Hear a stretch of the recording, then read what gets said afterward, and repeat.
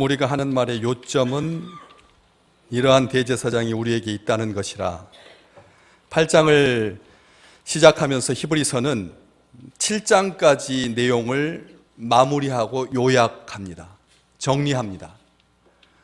굉장히 어려운 서신인데 7장까지 내용이 얼마나 깊은데 사순절 믿음의 식구들이 바라봐야 할 예수를 깊이 생각하는, 예수님에 대해서 아주 묵상하는, 예수님에 대해서 감사하는 서신인데 7장까지 내용을 한마디로 말한다면 대제사장이 우리에게 계신다. 대제사장이 우리에게 계신다. 이 말로 요약하고 8장 이후부터는 그 대제사장께서 그 직무를 어떻게 수행하시는지 잘 설명되어 있습니다. 지금 우리가 하는 말의 요점은, 우리가 하는 말의 요약은 이러한 대제사장이 우리에게 계신다. 대제사장이 우리에게 있다. 이 말은 7장까지의 내용을 요약하는 것이면서 동시에 약간 아빠를 자랑하는 듯한, 자랑을 하는 듯한 그런 느낌이 드는 표현입니다. 우리에게 대제사장이 계신다. 이 대제사장이 계신다. 우리 주님께서 지금도 여전히 대제사장이다 라고 하는 말이죠. 지금이라고 하는 이 말이 우리 주님께서 하늘에 올라가셔서 지금 우리 주님은 뭐하고 계시나, 지상에 계신 때의 사역, 오시기 전에 태초부터 하나님께서 구원하시고자 창세기 3장 15절 말씀에 여자의 후손이 뱀의 후손의 머리를 상하게 할 것이다. 그 태초부터 계획된 하나님의 구속, 그리고 말씀이 육신이 되어서 이 땅에 오셔가지고 제자들 가운데 제자들을 부르시고 하나님의 백성을 부르시고 회개케 하시고 믿게 하시는, 복음서를 통해서 예수님께서 지상에 계셨을 때의 모든 일거수일투족을 우리로 하여금 믿음으로 바라보게 하셨는데 지금은 뭐하고 계시냐는 거지. 예수님의 직무가 이 지상으로 국한되는 거냐? 우리 주님께서 이 지상에서의 사역을 마치셨으니까 지금은 놀고 계시는 거냐? 뭘 하고 계시는지를 이 히브리서가 명확하게 보여줍니다.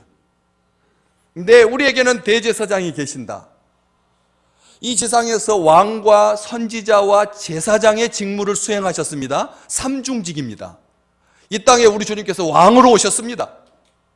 초라하게 오셨지만 우리 주님께서 아버지의 뜻대로 복종하시고 순종하셔서 하나님께서 그를 하늘 높이 올리셨습니다. 지극히 거룩한 보좌에 앉히셨습니다. 왕의 직무를 수행하셨고 선지자의 직무를 수행하셨습니다. 여기 있다 저기 있다, 주 예수 그리스도가 광야에 있다, 골방에 있다고 해도 믿지 마라. 마지막 날에 거짓 선지자들이 속에는 일인데 바깥은 양껍질을 쓰고 와서 될 수만 있으면 믿는 자녀들까지 그렇게 유혹하려고 할 거다. 마지막 때의 징조는 이거다. 선지자로서 우리에게 그렇게 선포해 주시고 예언해 주셨습니다. 대비할 수 있도록. 그리고 제사장으로, 지상의 제사장들은 죽어서 영원한 직분을 가질 수가 없기 때문에 계속 반복해서 제사를 드려야 했지만 우리 주님께서 그러기 때문에 흠 있는 제사장이 흠 있는 제물로 제사 드려서 흠 있는 제사밖에 없었지만 완전하게 염소 피로 하지 아니하시고 자기 피로 자기 살로 그렇게 제사 드리셔서 이 땅에서 단번에 영원히 은혜의 보좌 앞에 담대히 나아갈 수 있는 새롭고 산 길을 우리에게 선물로 주셨다. 우리는 잘 알고 있습니다. 그런데 지금은 뭐하고 계시느냐? 히브리서는 여전히 우리에게 주님께서 대제사장이 되신다. 이 땅에 사는 동안 왕의 직분, 선지자의 직분, 제사장 직분 감당하셨는데 왕의 직분과 선지자의 직분은 이 지상에서 종결하시고 하늘까지 올라가셔서 여전히 하고 계시는 일이 뭐냐? 제사장의 직무를 수행하고 계신다. 이 말은 바꾸어 말하면 왕으로서는 존경받고 그리고 영광과 광채가 있고, 선지자로는 백성들을 향하여서 하나님의 말씀을 온전하게 설파하셔서 전하셔서 사람들로 하여금 회개케 하고 기쁨이 있지만, 제사장의 직무는 자기를 죽이셔서 자기를 다 쏟으셔서 이 땅에서 가장 험한 길을 가셨습니다. 때문에 우리 주님께서 하늘에 오르셔서도 여전히 마지막 이 세 가지 중에서 한 가지만을 선택하라고 한다면 우리는 당연히 왕의 직분을 선택할 것입니다. 왕의 직분을 선택하죠. 당연히. 대제사장의 직무는 이 지상에서 종결하고, 왜? 완성하셨다고 하셨으니까 더 이상 대제사장의 직무를 감당하실 필요가 없는데 우리 주님은 지금도 여전히 하늘에서, 하늘 보좌 위에서 대제사장의 직무를 감당하고 계시다는 겁니다. 이 말은 이 땅에 계셨을 때 억지로 죽으시지 않으셨다는 것입니다. 이 세상에서 계실 때 내가 죽으면 너희들이 나를 배반하지 않겠지 라고 하는 어떤 신뢰감을 가지고 그렇게 확정적으로 백성들의 사랑을 몸에 듬뿍 받으셨다면 하늘에서도 여전히 대제사장의 직무를 수행하게 하셨겠지만 마지막 순간에 십자가 위에서 다 버리고 떠났는데요. 배반당했는데요. 그렇기 때문에 포기되어야 할 직분 하나를 고르라면 삼중직 가운데서 대제사장의 직분일 것입니다. 그런데 우리 주님은 여전히 우리를 사랑하셔서 지금도 대제사장의 직무를 수행하고 계시는 것입니다. 우리 이것을 잊지 마셔야 합니다. 그런데 이 자기 자랑처럼 우리에게는 대제사장이 계신다라고 하는 이 표현이 과거에 이 역대하 13장에 보면 솔로몬의 아들 르호보암 때 10개의 지파가 북쪽으로 가서 여로보암을 중심으로 해서 북이스라엘을 건국하고 솔로몬의 자식 아들 르호보암은 2지파만으로 남유다가 됐습니다. 그래서 남과 북으로 갈라진 지 18년째 되던 해에 여로보암이 80만 명의 대군을 이끌고 이스라엘을 공격하기 위해서 내려옵니다. 이스라엘 백성들은 2지파밖에 안 됩니다. 북이스라엘은 10개의 지파입니다. 그렇기 때문에 아무리 10개의 지파라고 하지만 어떻게 80만 명을 데리고 나올 수 있을까? 이 말은 지금 우리나라 군대의 숫자가 5천만 명 중에 50만 명인데 그렇다면 100분의 1인데 이 80만 명을 데리고 왔다면 산술적으로 봤을 때 100분의 1 데리고 온다면 8천만 명이 넘어야 80만 명을 이끌고 내려올 수가 있는 거죠. 다시 말하면 8천만 명이 안 되는 상황에서 80만 명을 데리고 왔다는 말은 모든 역량을 결집하여서 이스라엘을 잡아먹기 위해서, 빼앗기 위해서 내려온 전쟁입니다.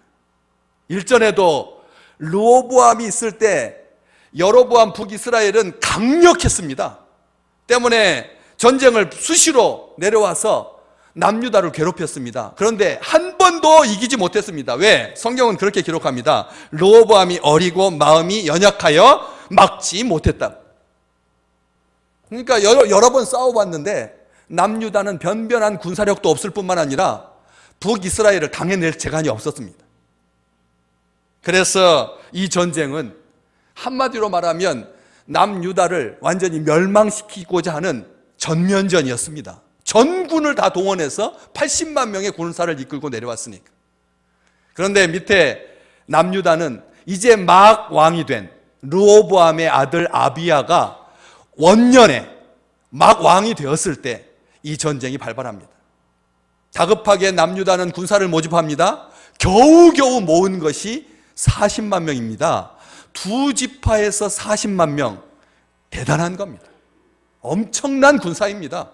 이 남유다 역시 온 민족의 역량을 다 모아서 북이스라엘의 침공을 막고자 했습니다. 그렇지만 이 전쟁은 뻔하게 질 수밖에 없는 전쟁이었습니다. 한마디로 상대가 안 되는 전쟁이었습니다. 객관적으로 산술적으로 2대1이지만 심리적으로 왕이 된 지 18년 차인 여로보암하고 이제 막 초년병, 등극한 지 1년밖에 안 된, 왕이 된 지 1년밖에 안 된 2대 임금, 분열 왕국의 르호보암 다음에 아비야에게는 이 전쟁은 질 수밖에 없는 참혹한 전쟁이 될 수밖에 없는 그런 전쟁이었습니다.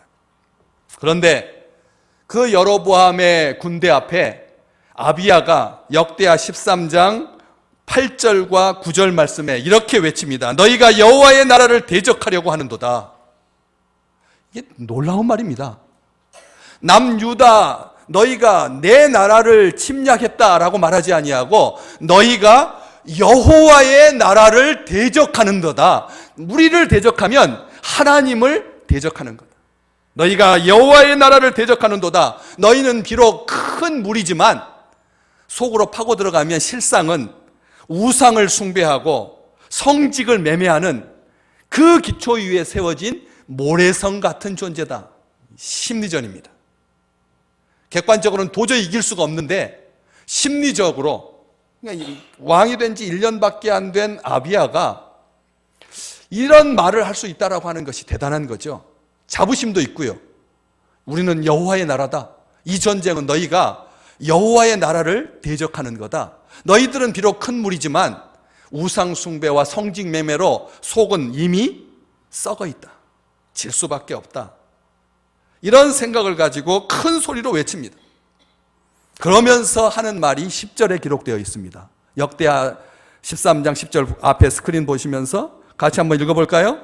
우리에게는 여호와께서 우리 하나님이 되시니 우리가 그를 배반하지 아니하였고 여호와를 섬기는 제사장들이 있으니.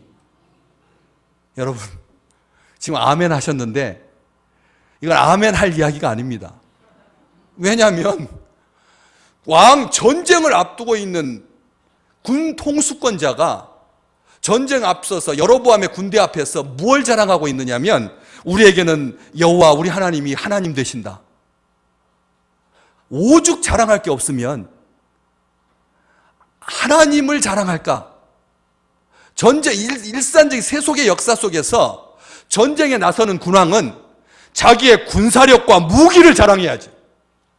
너희들은 대포를 쏘면 사거리가 1km밖에 안 되지만 우리 대포는 포구 구경이 200mm다. 20cm짜리여서 한 번 폭탄을 집어넣어가지고 쏘면 22km를 날아간다. 너희들은 1km밖에 안 날아오지만 우리 무기는 신무기여가지고 2km 바깥에까지 때릴 수 있다. 너희들은 이 전쟁에서 진다. 비록 너희들이 우리보다 군사력으로 2배지만 공격하는 군대는 방어하는 군대보다 군사의 규모가 3배가 되어야지 대등한 전쟁을 할 수 있다. 너희들은 반드시 진다 하고 군사력을 자랑해야죠. 잘 훈련된 군대를 자랑해야죠. 그런데 아비야는 우리에게는 여호와께서 우리 하나님 되신다. 우리는 그를 배반하지 아니하였다. 우리에게는 하나님께 예배드리는 여호와를 섬기는 제사장들이 있다.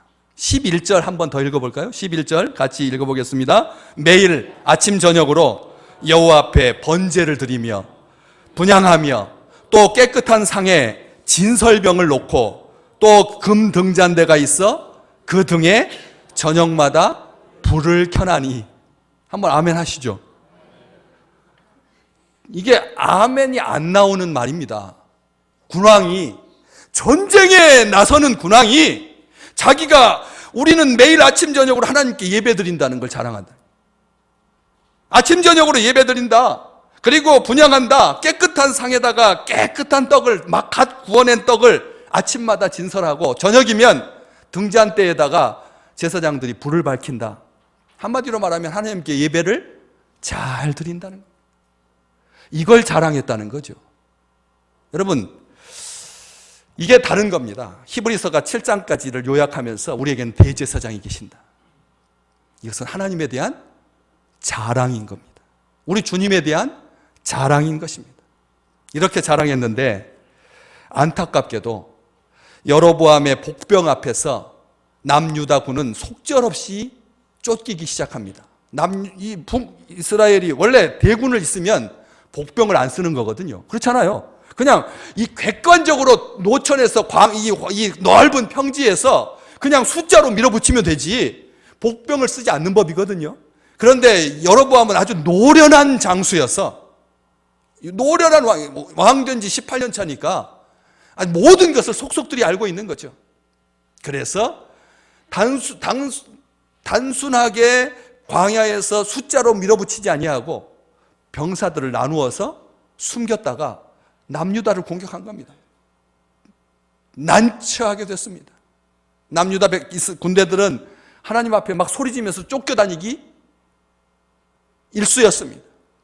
그럴 때 우리 하나님께서 뭐라고 말씀하시냐면, 여호와 하나님께서 여로보암과 온 이스라엘을 아비야와 유다 앞에서 치시니 그들이 도망하고 크게 무찔러 몇 명을 죽였느냐면 북이스라엘군의 50만 명을 살해합니다. 남유다 40만 명이 북이스라엘군의 80만 명 중에 50만 명을 전사시킵니다. 북이스라엘은 몇 명 남았습니까? 30만 명 남았습니다. 하나님께서 당일에 북이스라엘군을 치셨습니다. 하나님께서 치셨습니다. 뭐하는 백성들에게? 하나님을 자랑하는 백성들에게, 하나님을 자부심을 갖고 있는 백성들에게, 이 시 꽃피고 새울고 꽃나비 나는 이 아름다운 때에 바깥에 있는 것을 자랑하지 아니하고 이렇게 예배드리는 것을 사람들한테 자랑하는 그 이스라엘을 위하여 여호와께서, 전쟁에 능하신 신께서 싸워주시니 50만 명이 전사하고 맙니다. 이 전쟁, 왜 이런 결과가 나왔느냐? 18절 말씀에 기록되어 있습니다. 역대하 13장 18절 같이 읽어볼까요?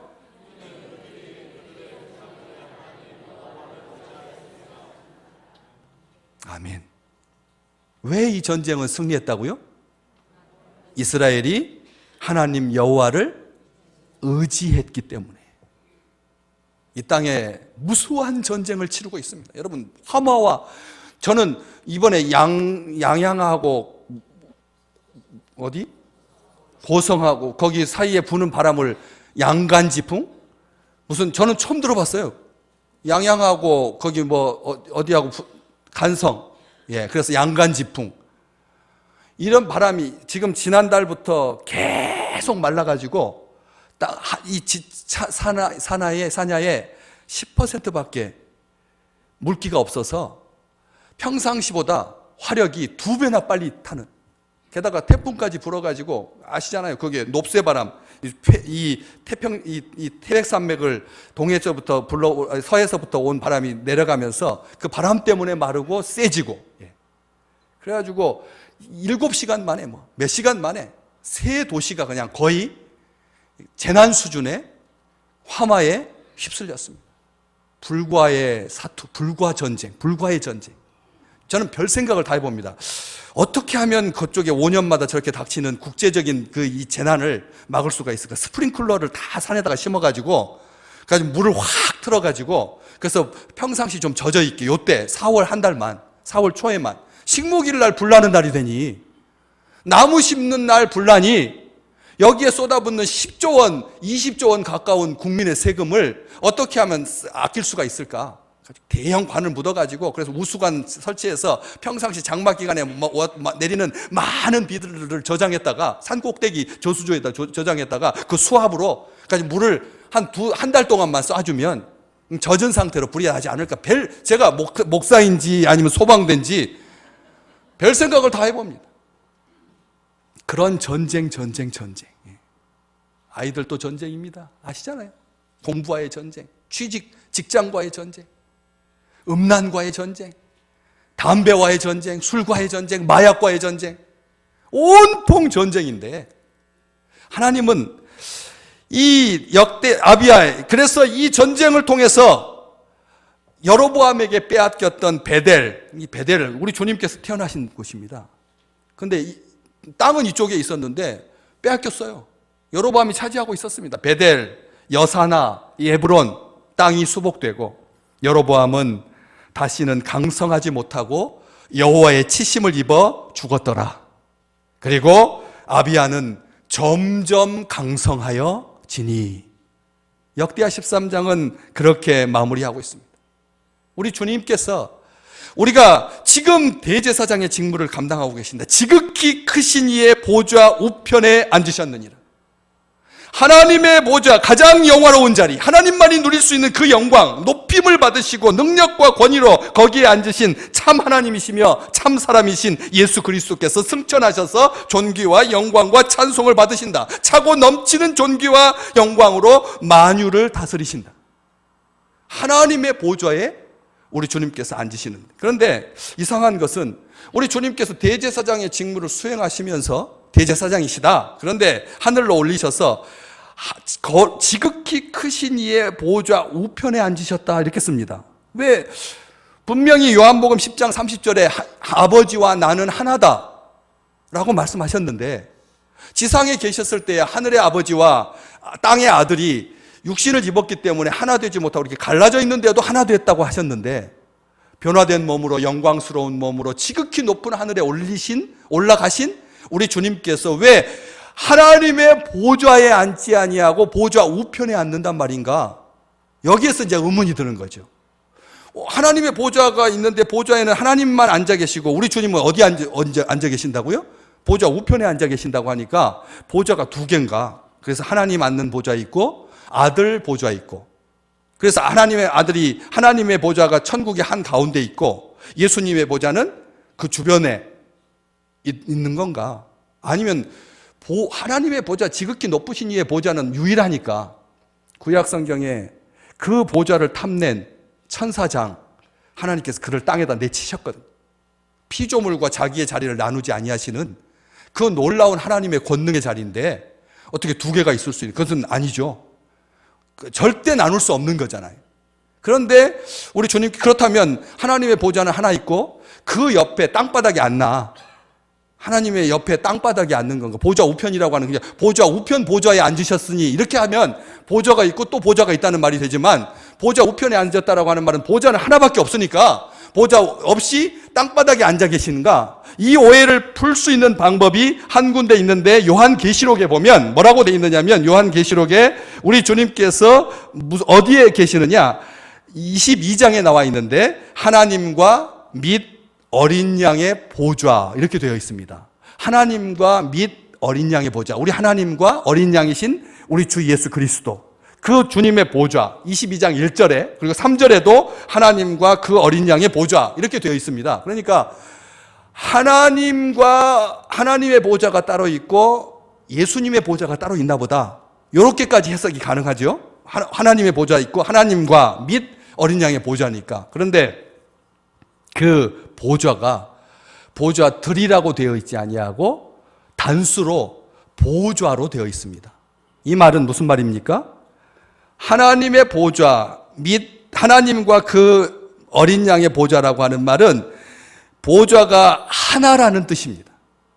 그래서 하나님과 그 아들 예수, 어린 양이신 예수 그리스도께서 한 자리에 함께 앉으시는 그런 보좌라, 단수로 되어 있다라고 하는 것이죠.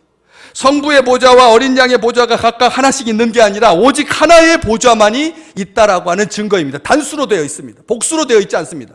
그런데 그래서 우리 주님께서 하나님의 보좌에 앉으셨다라고 하는 말은 하나님의 그 영광에 앉으셨다라고, 우리 주님께서, 우리 하나님께서 그 아들을 높이셔서 그래서 그 하나님의 영광의 자리에 함께 앉으시는, 그러니까 한 보좌에 우리 주님께서 앉아 계시는 건데, 그 보좌 얼마나 클까요? 하나님께서 앉으시는 보좌는 얼마나 거대할까요? 왜? 우주보다 크신 하나님이신데, 만유보다 크신 아버지신데 어떻게 의자의 보좌에 앉으실 수 있을까요?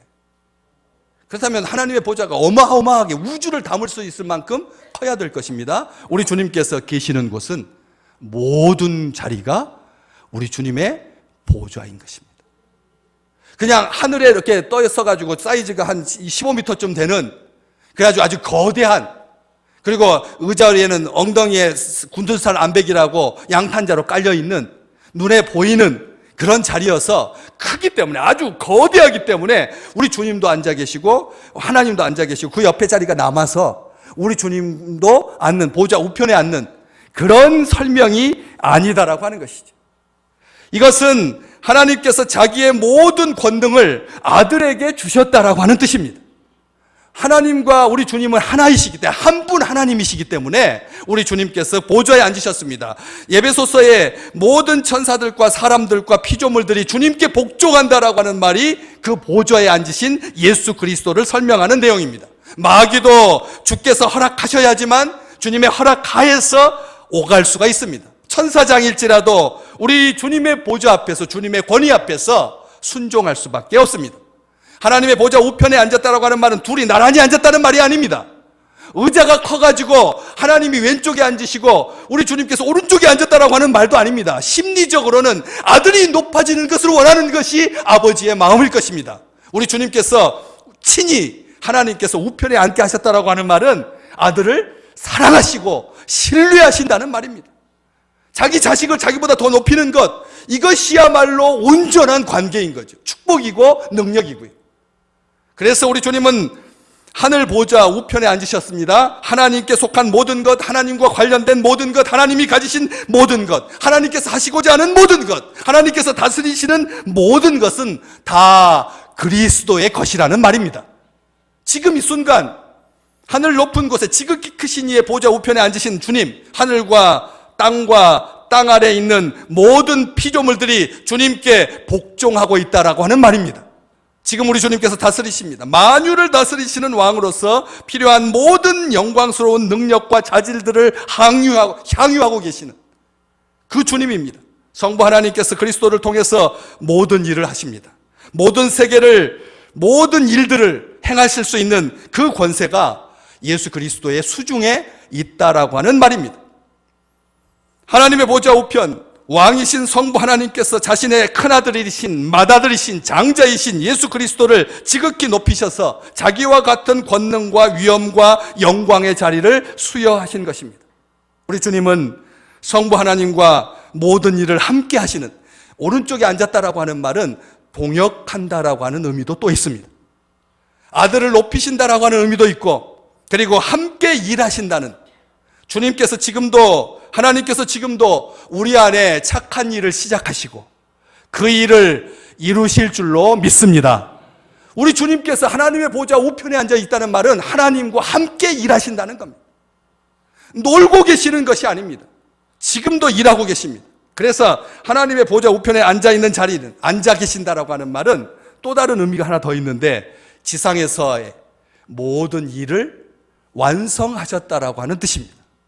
이 땅 의자에 앉아 있다라고 하는 말은 완성하셨다는 것, 단번에 영원히 우리의 구원과 우리의 구속을 완성하셨다는 뜻입니다. 하나님의 보좌 우편에 앉아 있다라고 하는 말은 일을 완성하셨다는 뜻입니다. 십자가에서 주님께서 말씀하셨습니다. 다 이루었다.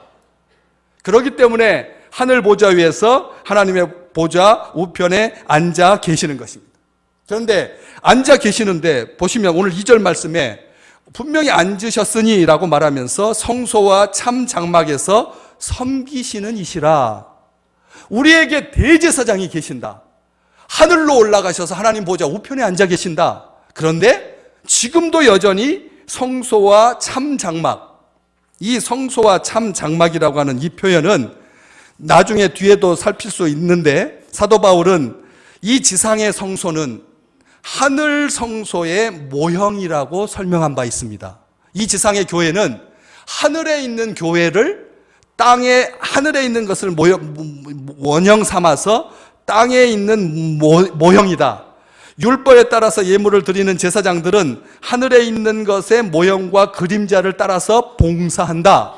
이렇게 설명한 바 있습니다.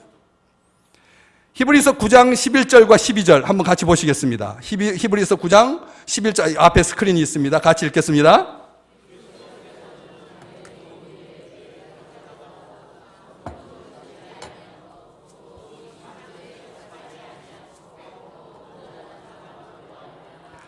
염소와 송아지 피로 하지 아니하고 오직 자기의 피로 영원한 속죄를 이루사 단번에 성소에 들어가셨느니라. 이 히브리서 다음 장입니다. 우리 지금 8장 보고 계시는데 9장 11절과 12절, 그리스도께서 장래 좋은 일의 대제사장으로 오셔서 손으로 짓지 아니한 것. 오늘 본문 말씀에도 이 장막은 주께서 세우신 것이요 사람이 세운 것이 아니다. 참장막, 그리고 모형인 장막, 이 지상에서 이 지상의 교회는 하늘 성소를 모방하여서 하나님께서 세우신, 하나님께서 주신 약속의 성전이고 교회인 것입니다. 우리 교회는 하늘 교회를 바라보면서 나아갑니다. 이 땅에 몇몇 명이 모이네, 얼마나 선교를 했네, 어떻게 사네 하는 지상에 많은 교회들이, 사역들이 있지만 어떤 교회도 우리의 모델일 수 없습니다. 진정한 모델은 우리 주님께서 대제사장이 되셔서 지금도 섬기고 계시는 하늘의 장막, 참 성소의 그 원형의 토대를 두고 있는 것이 지상의 교회인 것입니다. 히브리서 9장 24절 한 번 더 읽어볼까요? 24절입니다. 같이 읽겠습니다. 그리스도께서는 참것의 그림자인 손으로 만든 성소에 들어가지 아니하시고 바로 그 하늘에 들어가사 이제 우리를 위하여 하나님 앞에 나타나시고, 대제사장이신 주께서 친히 지금도 여전히 지상의 교회와 하나님의 교회를 섬기고 계신다는 겁니다. 우리 주님 대제사장으로 하나님과 우리 사이에, 대제사장의 직무는 딱 한 가지죠. 하나님과 사람들을 화목하게 하는 것, 사람들과 하나님을 화목하게 하는 것이 우리 주님의 직무이십니다. 하늘에 오르셔서 여전히 하나님과 친밀한 교제를 누리도록 중보해주고 계십니다. 그리스도께서 하나님의 우편에 좌정하셔서 그 어떤 방해도 없이 자기 백성을 위해서 간구하고 계십니다. 오늘 본문 말씀 앞쪽에 7장 25절 말씀, 우리 앞에 자막으로 띄었습니다. 7장 25절 같이 읽겠습니다. 그러므로 자기를 힘입어 하나님께 나아가는 자들을 온전히 구원하실 수 있으니 이는 그가 항상 살아계셔서 그들을 위하여 간구하심이라. 아멘. 우리 주님께서 대제사장이신데 지금도 직무를 수행하고 계시는데 가장 큰 직무가 뭐냐? 자기 백성들을 위해서 중보하고 계시다는 거죠. 연약한 자기 제자들, 연약한 자기 사람들, 깨질 수밖에 없는 존재들, 늘 시험 앞에서 두려워하고 그런 자기 백성들을 위해서 힘껏 도우신다. 우리는 빌 바를 알지 못하지만 우리 주님께서 우리를 위해서 기도하고 계신다. 이 말씀을 기억하시기 바랍니다. 우리 주님께서 하나님의 보좌 우편에서 우리를 위해서 그냥 앉아 계시는 것이 아니라, 우리가 어떻게 잘 사나 이렇게 보시는 게 아니라 우리를 위해서 지금도 간구하고 계신다. 이 말씀은 시편 110편 1절 다윗이 고백했던 그 시의 토대를 두고 있습니다. 시편 110편 1절입니다. 같이 읽겠습니다. 여호와께서 내 주에게 말씀하시기를 내가 네 원수들로 네 발판이 되게 하기까지 너는 내 오른쪽에 앉아 있으라 하시도다.